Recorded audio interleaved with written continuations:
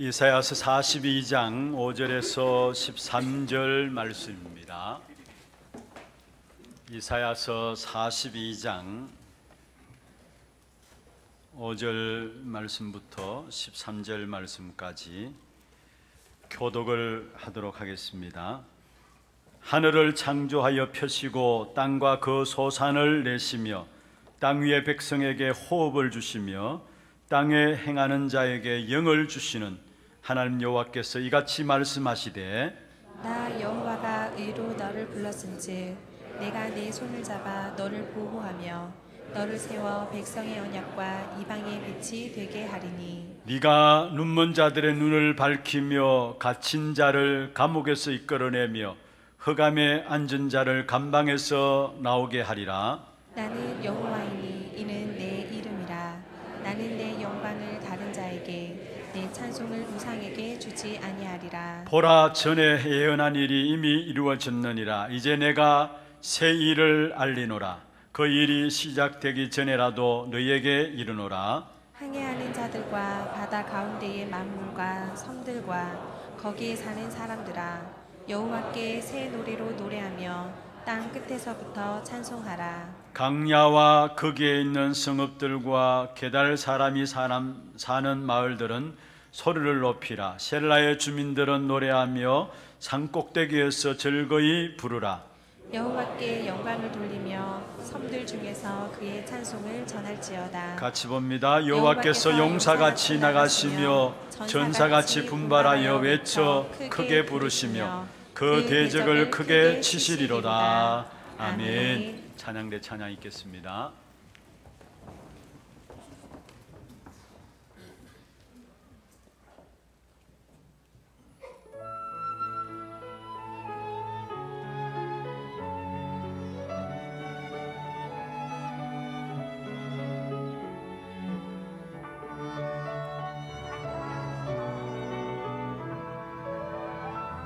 우리 보좌 앞에 모였네. 함께 주를 찬양하며 하나님의 사랑 그 아들 주셨네. 그의 피로 우린 구원받았네.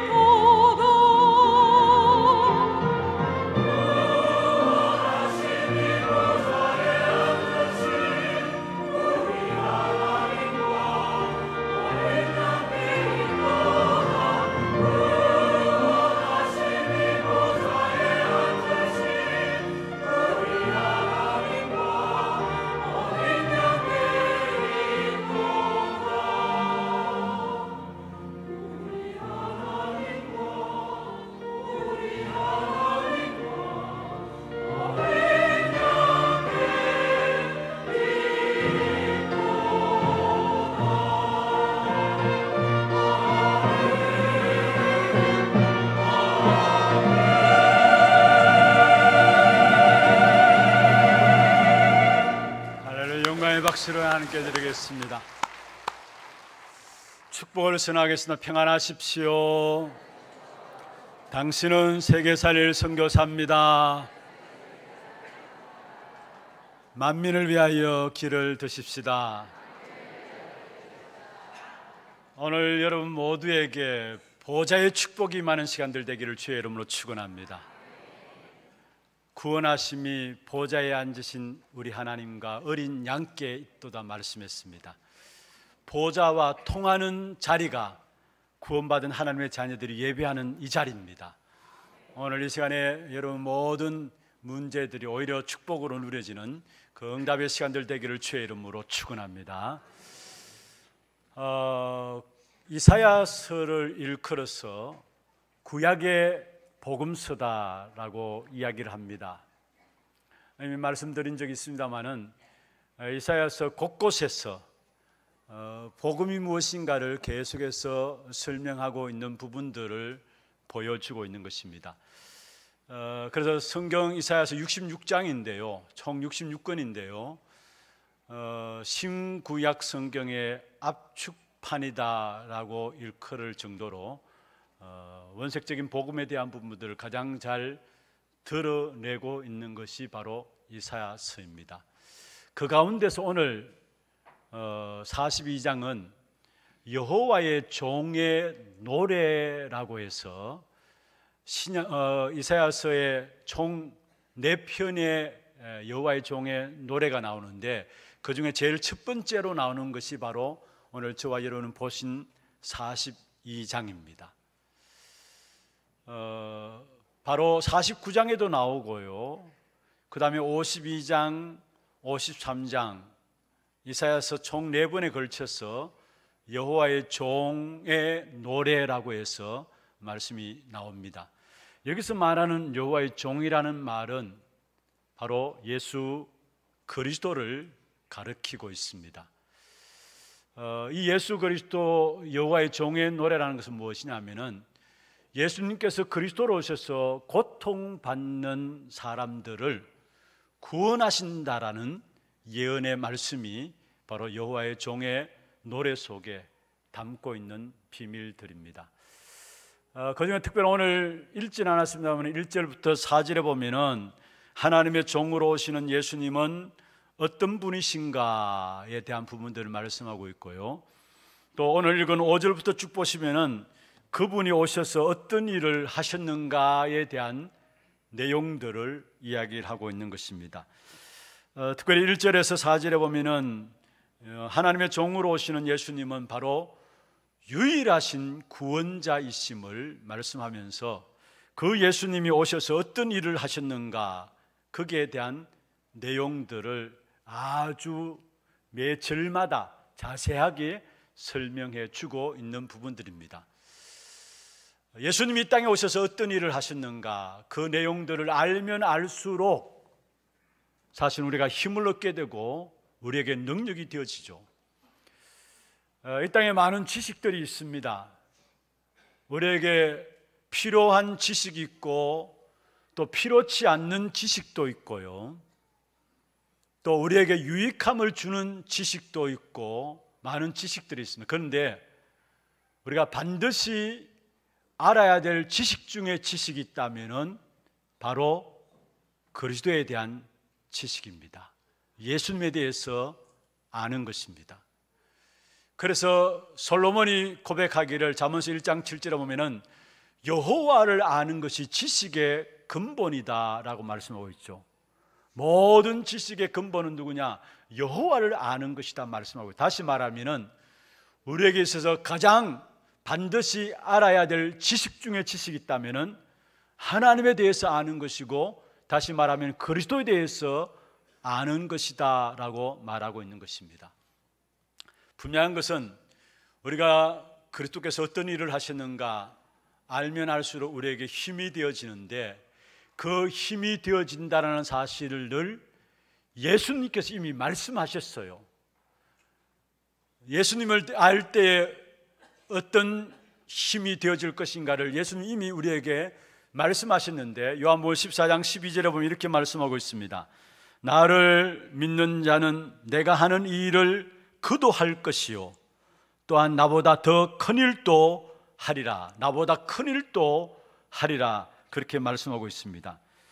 예수님이 하신 일을 알아야 되는데 그 이유를 직접 예수님께서 말씀하셨는데, 예수님이 하신 일들을 알 때 우리가 예수님이 하신 일들을 우리가 한다라는 거, 그리고 그보다 더 큰 일도 할 수 있다라는 사실을 우리에게 말씀하고 있는 것이죠. 그렇다면 오늘 본문을 통해서 우리에게 보여주는 예수님께서 어떤 일을 하셨는가, 유일하신 그리스도로 오신 그분이 우리를 위해서 어떤 일을 하셨는가, 그거 먼저 첫 번째입니다. 완전한 보장자이신 그리스도를 오늘 본문에서 말씀하고 있는 것입니다. 우리의 완전한 보장자가 누구이냐, 바로 그리스도시다라는 사실들을 오늘 5절부터 9절에 일컬어서 말씀을 하고 있는 것입니다.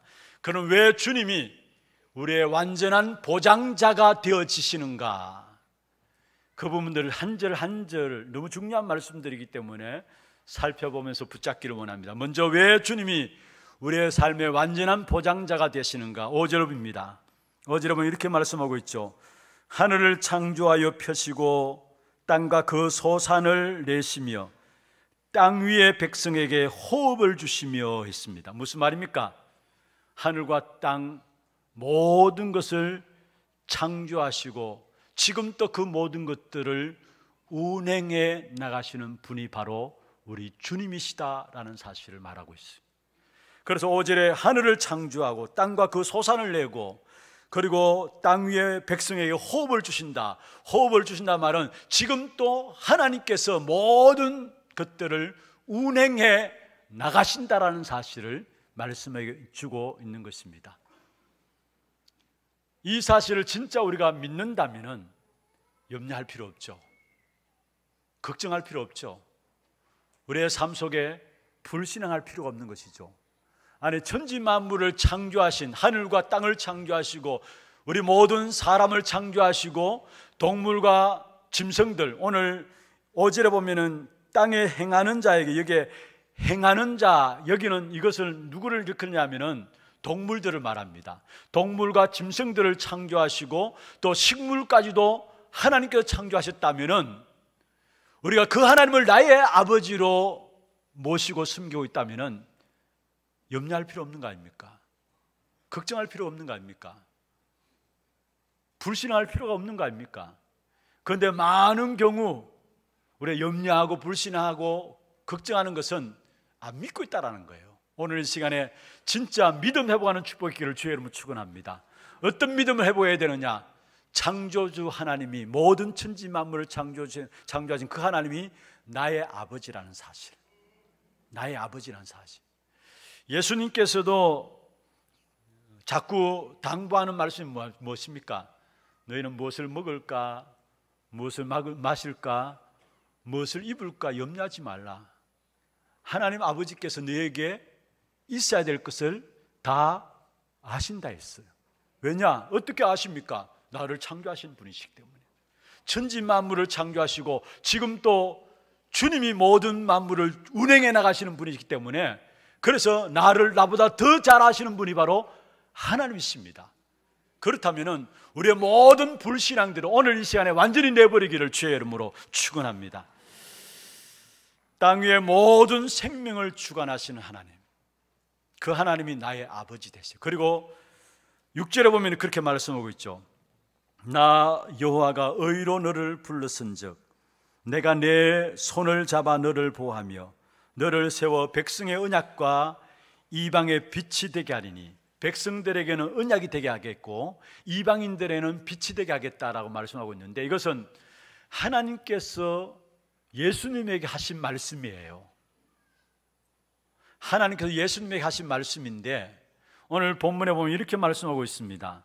바로 내가 내 손을 잡아 너를 보호하며 말씀했습니다. 이 땅에 예수님을 보내시지만은 하나님이 보호해 주시겠다는 말이에요. 내가 내 손을 잡아 너를 보호하며, 무슨 말입니까? 하나님의 뜻을 이루기 위해서 계속해서 하나님은 예수님을 보호하고 계시다라는 사실들을 말씀하고 있는 것입니다. 그래서 육신의 연약한 몸을 입고 이 땅에 예수님이 오셨지만은, 그러나 연약한 것처럼 보이지만은 예수님은 언제든지 하나님의 어마어마한 배경 가운데서 예수님의 귀중한 사역들을 감당해 나간 사실들을 여러분은 기억해야 합니다. 내가 내 손을 잡아 너를 보호하며, 하나님께서 예수님을 손잡고 보호하시겠다라는 거예요. 어마어마한 배경으로 내가 너와 함께 하겠다는 말이에요. 오늘 읽지는 않았습니다만 1절에도 그렇게 말씀하고 있습니다. 내가 붙드는 나의 종, 내 마음에 기뻐하는 자, 곧 내가 택한 사람을 보라. 여기에 내가 택한 사람 누구를 말합니까? 그리스도를 말해요. 그러면서 내가 나의 영을 그에게 주었은즉, 연약한 육신의 몸을 입고 왔고, 사람들이 보기에는 2절에 보면은 3절에 나오죠. 상한 갈대처럼 보이고, 또 2절에도 보면은 그 외치지 아니하면 목소리를 높이지 않는 연약한 사람처럼 보이지만은 그 예수님 앞에 나의 영이 함께 하겠다 말씀했어요.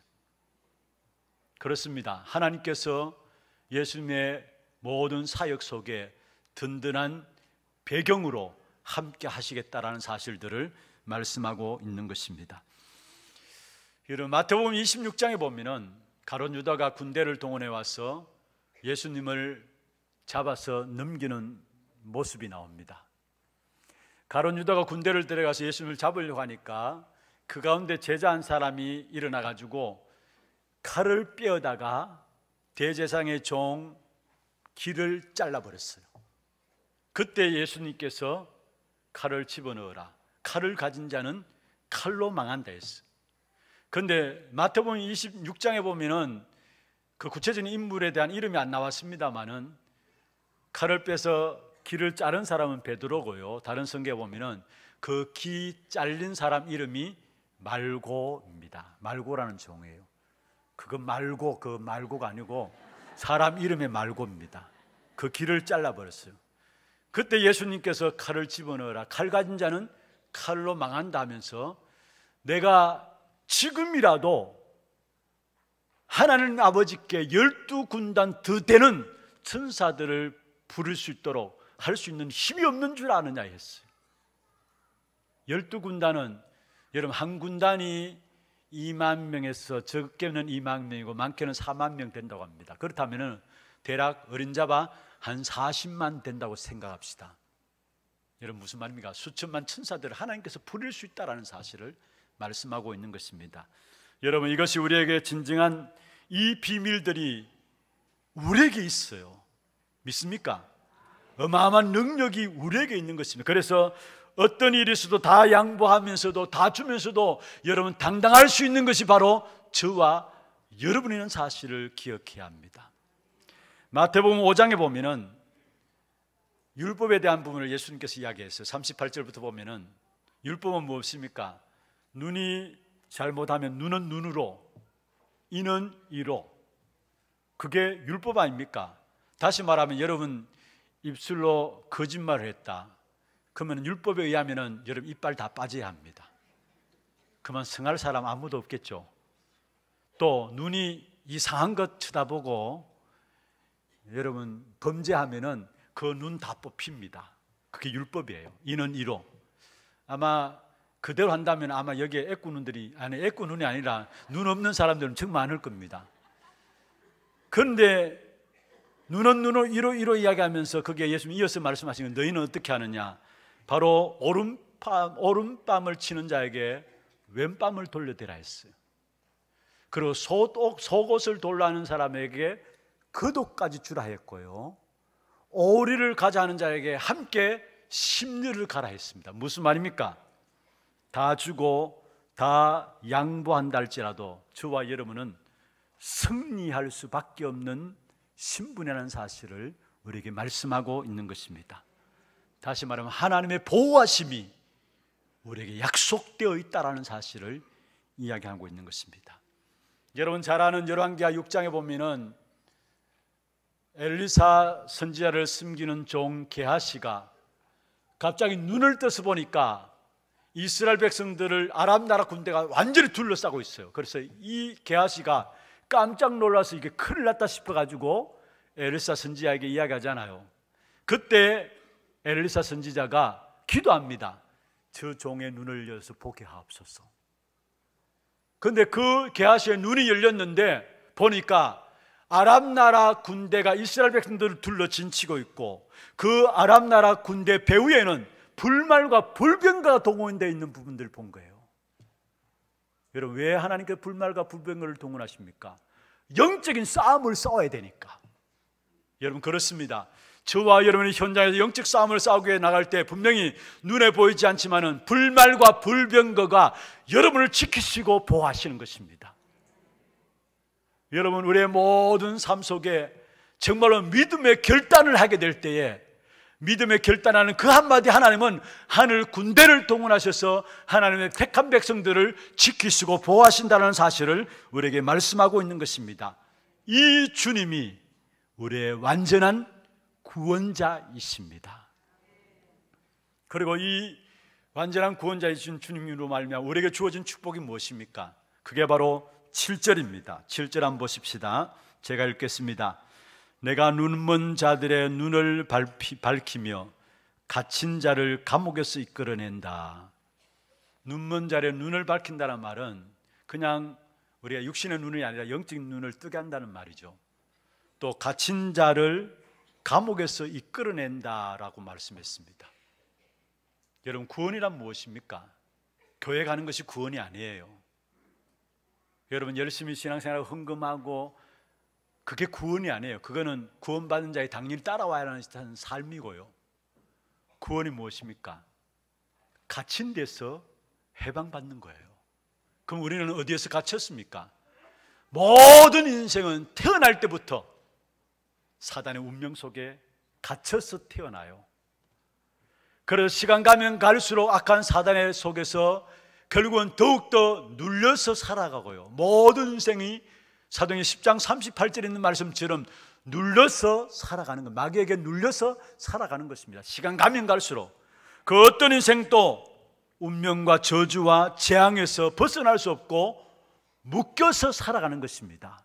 그런데 그 갇힌 데서 해방받는 것이 바로 구원이에요. 열심히 살아야 됩니다. 그런데 열심히 사는 것으로 말미암아 갇힌 것이 해결되는 것이 아닙니다. 착하게 부지런하게 살아가야 합니다. 그런데 그렇게 산다고 해서 우리의 갇힌 데서 해방되는 것이 아니에요. 그 안에 좋은 일들 많이 할 수 있어요. 또 많은 노력들을 할 수 있어요. 성공도 할 수 있어요. 그러나 우선이 뭐냐? 갇힌 데서 먼저 해방받아야 돼요. 그게 구원이에요. 그리고 구원이란 뭡니까? 갇힌 데서 해방받은 하나님의 자녀들, 하나님께서 이 땅에 있는 동안에 천국 가기 전에 천국 배경을 가지고 살아갈 수 있도록 축복하신 거예요. 여러분, 믿지 않는 사람들은 지옥 가기 이전에 지옥의 배경을 가지고 살아가는 것이죠. 그래서 그들이 입만 열면 하는 말이 뭡니까? 이 지옥 같은 삶, 지옥 같은 삶이야기 맞습니다. 지옥 가기 이전에 그들의 배경이 지옥의 배경을 갖고 있기 때문에 지옥 같은 삶을 살다가 가는 거고요. 저와 여러분 구원받는 순간에 우리의 배경은 어느 배경입니까? 천국을 배경 삼고 있어요. 보좌가 우리의 배경입니다. 그러면 그 축복된 삶이 이 땅에 살아가면서 죽어서 우리가 고생하면서 살아가면서 죽어서 천국 간다, 그게 아니라 이미 이 땅에서부터 천국의 삶을 사는 겁니다. 이게 바로 구원 속에 있는 축복이에요. 단순히 해방받을 뿐만 아니라 해방받은 자에게 이 땅에 살아가는 동안에 천국 보좌의 축복을 누리며 살아갈 수 있도록 그 어마어마한 축복을 우리에게 주셨다라는 거. 모든 갇힌 데서 해방되어지고 또 이 땅에 살아가는 동안에 하나님의 자녀이 된 하늘 보좌의 축복이 날마다 누려지기를 주여 여러분 축원합니다.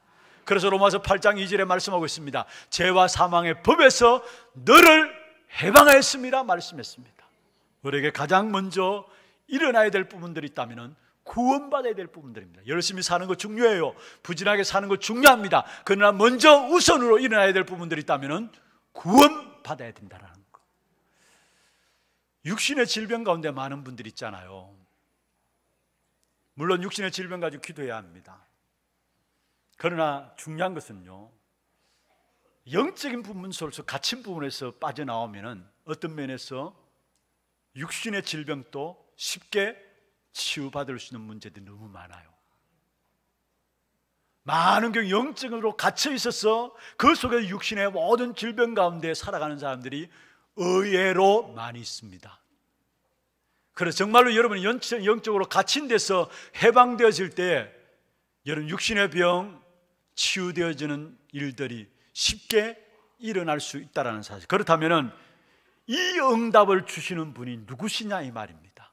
이 어마어마한 축복된 구원의 역사와 함께 이 땅에 살아가면서 하늘 보좌의 축복을 누릴 수 있는 이 응답을 주시는 분이 누구시냐 이 말입니다. 그게 바로 8절에 나와 있는데 나는 여호와이니 말씀했어요. 여기에 나는 여호와다 말은 무슨 말입니까? 지존하신 하나님이시라는 말이에요. 영원하신 하나님이란 말이고요, 하나님이 약속하신 것은 반드시 지키시는 하나님이시란 말이에요. 그게 나는 여호와는 이 말입니다. 하나님이 약속하신 것은 반드시 지키는 하나님이기 때문에, 그렇다면 우리가 매 시간마다 하나님의 약속의 말씀을 붙잡는 것이 너무 중요하죠. 그 약속의 말씀을 붙잡게 될 때 하나님께서 그 말씀을 이루시게 되어 있는 것입니다. 그리고 우리에게 참된 해방과 함께 날마다 우리에게 하나님이 이루시는 일인데 그게 무엇입니까? 바로 새 일을 이루시겠다 말씀했습니다. 그래서 오늘 9절에 그렇게 말씀하고 있죠. 보라, 전에 예언한 일이 이미 이루어졌느니라. 이제 내가 새 일을 알리노라. 그 일이 시작되기 전에라도 너에게 이르노라. 내가 새 일을 알리노라. 여기서 새 일이 무엇일까요? 결론적으로 말씀을 드린다면 새 일은 예수 그리스도로 말미암아 모든 이스라엘 백성들이 살아나는 것을 말씀하고 있는 것입니다. 모든 이스라엘 백성들이 살아나는 것을 말하고 있습니다. 그렇다면 우리에게 주신 가장 귀중한 축복이죠. 저와 여러분이 그리스도로 말미암아 하나님 앞에서 살아있는 자가 된 것입니다. 이미 새 일이 우리에게 이루어졌어요. 그리스도 안에서. 옛 일은 무엇입니까? 옛날 일, 옛 일이 무엇입니까? 쉽게 이야기하면 옛날 일은 예수님이 그리스도로 이 땅에 오시기 전에 오실 메시아를 이야기하면서 그때마다 하나님 앞에 짐승 잡아가지고 피를 흘려서 하나님께 나아갔습니다. 제사 드렸죠. 죄를 지을 때마다 내 대신 누군가가 죽어야 되는데 사람이 죽을 수 없으니까 짐승을 잡아가지고 그 피를 가지고 하나님께 나아갔죠. 구약의 제사죠. 이게 옛일이에요. 그런데 새 일은 무엇입니까? 예수님이 어린 양이 되셔서, 예수님이 직접 친히 어린 양이 되셔서 십자가에서 죽으심으로 말미암아 예수님이 제사장이 되시고 단번에 우리의 모든 문제를 해결하신 그 일이 바로 새 일이 된다는 사실입니다. 그래서 히브리서 9장 12절에 말씀했습니다. 바로 염소와 송아지의 피로 하지 아니하고 오직 자기 피로 영원한 속죄를 이루사 단번에 성소에 들어가게 하시느니라. 짐승 피 흘릴 필요가 없어요. 자기가 친히 제물이 되어 주심으로 말미암아 이제는 예수 그리스도 그 이름으로 말미암아 단번에 성소에 들어가는 그 축복의 비밀들을 우리에게 주신 것입니다. 그리고 히브리서 4장 14절에 보면은 우리에게 큰 대제사장이 계심에 성천하시니 곧 하나님의 아들 예수시라. 우리가 믿는 도리를 굳게 잡을지어다. 큰 대제사장, 바로 성천하시니 하나님의 아들 예수를 굳게 잡으라 이 말입니다. 그분이 우리의 인생의 모든 문제를 십자가에 다 해결했기 때문에 그분을 붙잡으라 이 말입니다. 여러분, 그렇다면은 여러분, 우리에게 있는 상처들, 우리에게 있는 과거들, 우리의 실패했던 모든 부분들, 마음 아픈 부분들, 여러분 다 끝났습니다. 내어 버리시길 바랍니다. 여러분, 과거들 그거 자꾸 우라묻지 말고요. 여러분, 상처들 그거 자꾸 붙잡고 우울증에 빠지지 말고요. 다 끝났다고 하잖아요. 아예 주님께 다 맡기시길 바랍니다. 다 끝났어요. 주님께서 우리를 위해서 죽으셨을 뿐만 아니라 여러분, 중요한 것은요, 우리의 모든 것들을 다 담당하셨다 했어요. 우리 대신 죽으셨을 뿐만 아니라 우리의 모든 것들을 다 담당하셨다 말씀했습니다. 성경에 보면은 이사야 53장 6절에 보면 그렇게 말씀하죠. 우리는 다 양 같아서 그릇 행하여 각기 제 길로 갔거늘 여호와께서는 우리의 모두의 죄악을 그에게 담당시키셨도다. 할렐루야. 하나님께서 주님을 죽게만 하신 것이 아니고요, 내게 있는 모든 것들을 주님께 담당했다니까요. 그런데 왜 자꾸 여러분이 주인 양 갖고 있을 겁니까? 그 속에 염려하고 갈등하고, 그래서 믿음 다 잃어버리고 악한 사단의 종로를 하면서 실패할 수 없는 하나님의 자녀인데 왜 실패할 겁니까? 오늘 이 시간 이후로 다 버리시길 바랍니다. 베드로전서 2장 24절에 말씀하고 있습니다. 친히 나무에 달려 그 몸으로 우리 죄를 담당하셨으니 이는 우리로 죄에 대하여 죽고 의에 대하여 살게 하려 하십니다. 할렐루야. 죄에 대해서 여러분 이미 다 죽었어요. 주님께 다 담당하셨단 말씀했어요. 그리고 담당하셨을 뿐만 아니라 아예 사단이 계속 우리의 옛 과거들을 가지고 상처들을 공격해 오는데 그 사단의 공격에 이길 수 있도록 사단의 정죄 앞에, 사단이 우리를 하나님 앞에 고발하는 그 고발 앞에 당당히 승리하고 이길 수 있도록 우리에게 축복을 선언하셨는데, 로마서 8장 33절입니다. 누가 능히 하나님께서 택하신 자들을 고발하리요? 어렵다 하시는 이는 하나님이시니. 34절에 누가 정죄하리요? 죽으실 뿐 아니라 다시 살아나신 이는 그리스도 예수시니. 할렐루야. 여러분, 사단이 우리를 자꾸 정죄할 것입니다. 우리를 자꾸 시험에 걸리도록, 믿음 잃어버리도록 자꾸 우리의 과거를 가지고, 우리의 잘못한 것들 가지고, 아니 네가 무슨 하나님의 자녀라고, 네가 그렇게 사는 것 그것 가지고 무슨 네가 하나님의 자녀라고 자꾸 어떻게 하든지 사단이 고발할 겁니다. 그런데 분명히 하나님의 말씀에 말씀했습니다. 누가 능히 하나님의 택하신 자들을 고발하느냐? 고발할 자가 없다는 말이죠. 어렵다 하시는 이가 하나님이시라 말씀했어요. 그리고 누가 정죄하리요?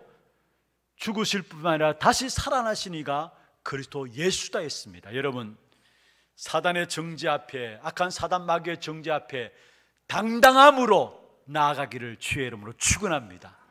그래도 나는 하나님의 자녀라는 것, 이 당당함을 가지고 사단의 세력을 향해서 선언하세요.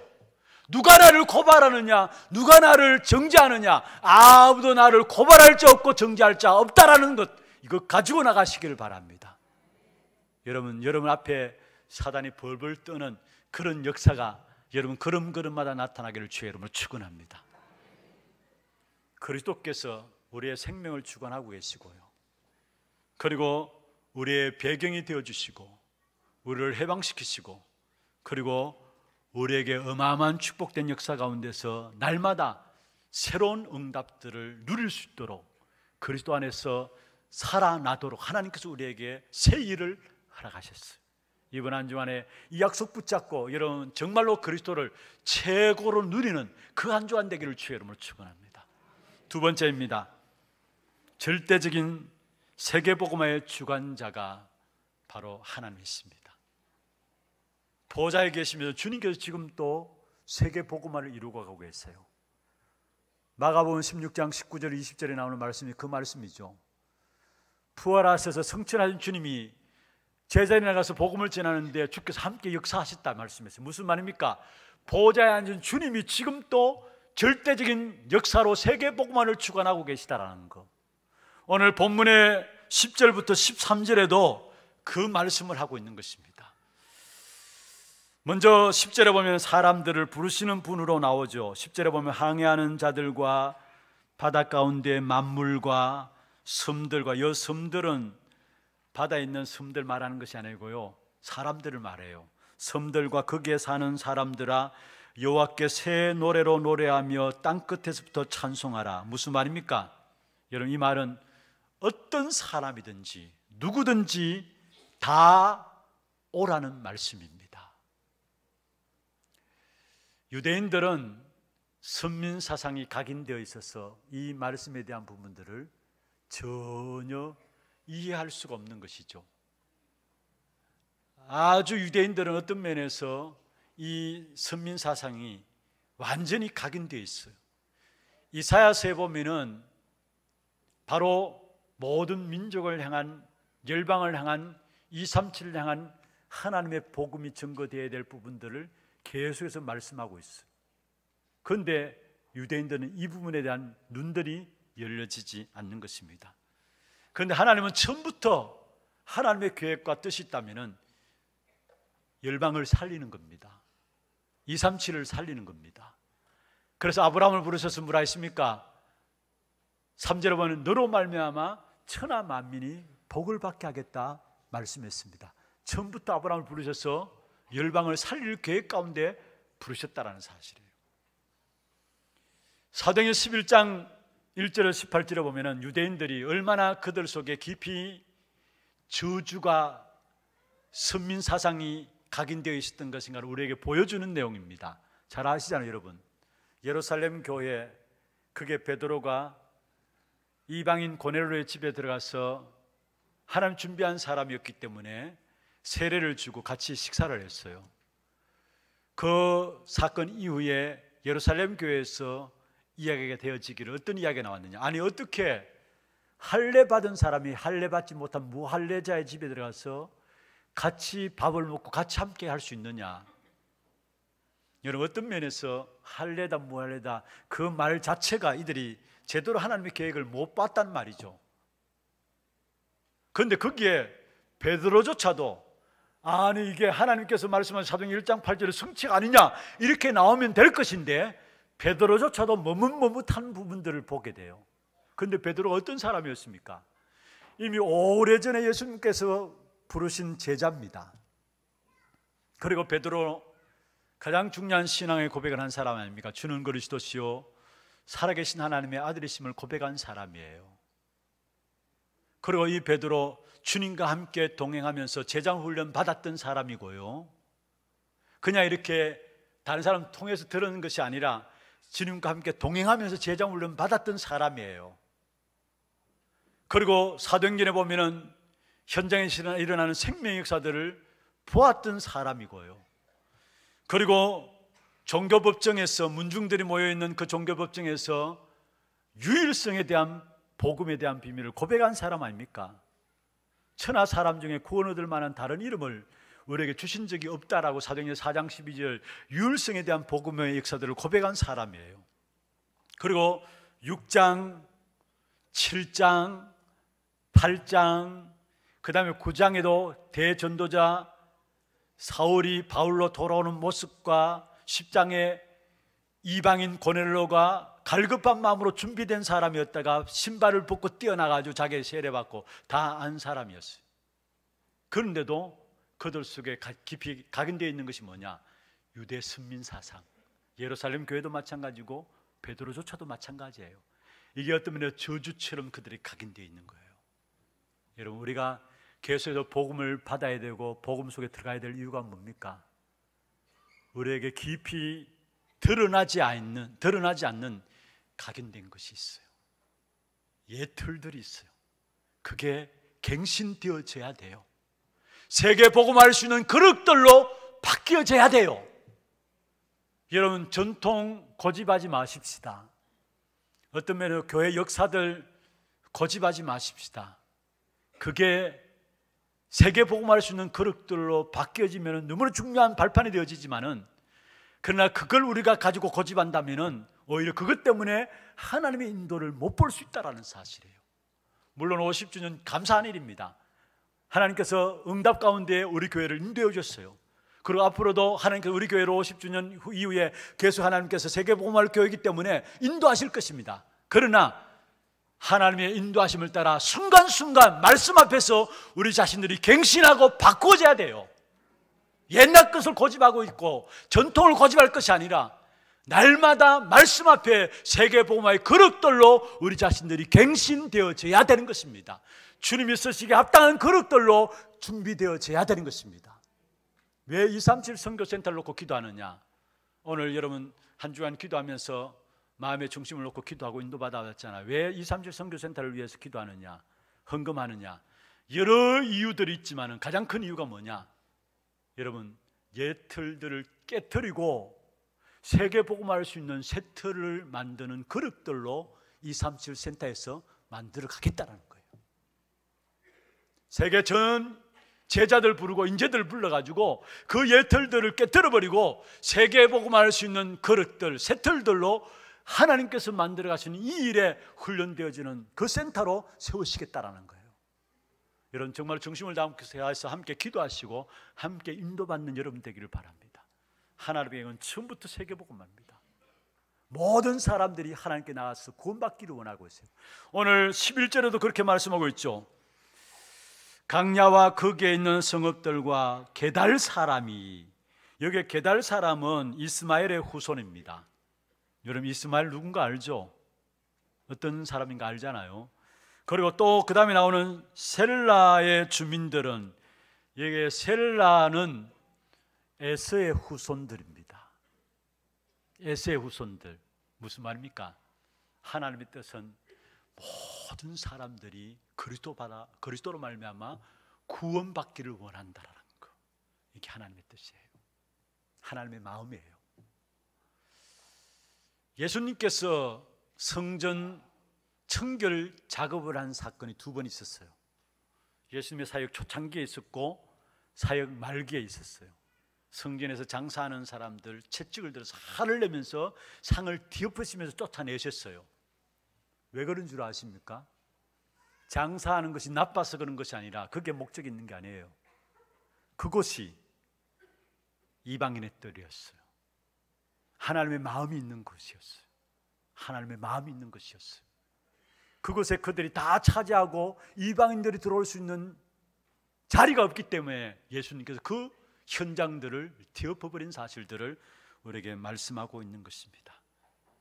여러분 정말로 하나님의 계획은 세계복음화 처음부터 우리에게 주신 계획이에요. 그러면서 또 한 가지 붙잡을 것은, 여러분 이 하나님의 계획인 세계복음을 누리기 위해서는 먼저 여러분이 있는 현장에서부터 하나님의 나라를 누려야 합니다.